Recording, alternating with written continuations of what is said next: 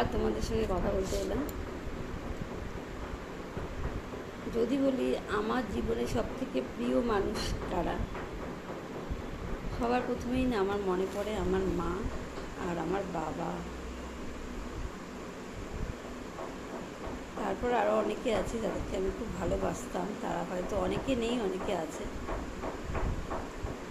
বাবা হলো আমার কাছে বট গাছ, মা হলো ছায়া, আর আমার ভাই বোনেরা হলো ছায়া সঙ্গী, আর আমার স্বামী সে হলো যে আমার জীবনে সুখ শান্তি পরিপূর্ণতা এনে দিয়েছে, সন্তান দিয়েছে, সে হলো আমার স্বামী। আর আমার সন্তান সে হলো আমার আশা ভরসা, ভবিষ্যতের হাত ধরে নিয়ে চলার সঙ্গী। বুড়ো বয়সে লাঠি, জানি না লাঠি হবে কি না, তবু মা হয়েছি এটার একটা আলাদা গর্ব।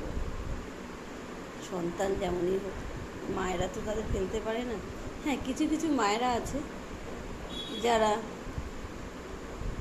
অন্যের ওপর ফেলে দেয় সন্তানকে মানুষ করার জন্য, নিজেরা স্বাধীনভাবে ঘুরছে বেড়াচ্ছে, যা খুশি তাই করছে, পাঠিয়ে যাচ্ছে, মানে সব রকম সকালাত করছে। তাদের ছেলেমেয়েরাই না ভালো হয় না, বুঝলে? আর এই যে আমরা যারা ছোটোবেলা থেকে সম্পূর্ণ একদম আগলে রেখে খাওয়া পড়া সমস্ত কিছু মুখের সামনে বসে থেকে রাত্রি 2টো পর্যন্ত পড়তে বসে থাকতাম, দুপুরেও তাই। যে ইয়ং বয়সে যে শখ আহ্লাদ স্বামীর সঙ্গে ঘুরবো ফিরবো বেড়াবো কখনো করিনি, শুধু সন্তানকে নিয়ে থেকেছি।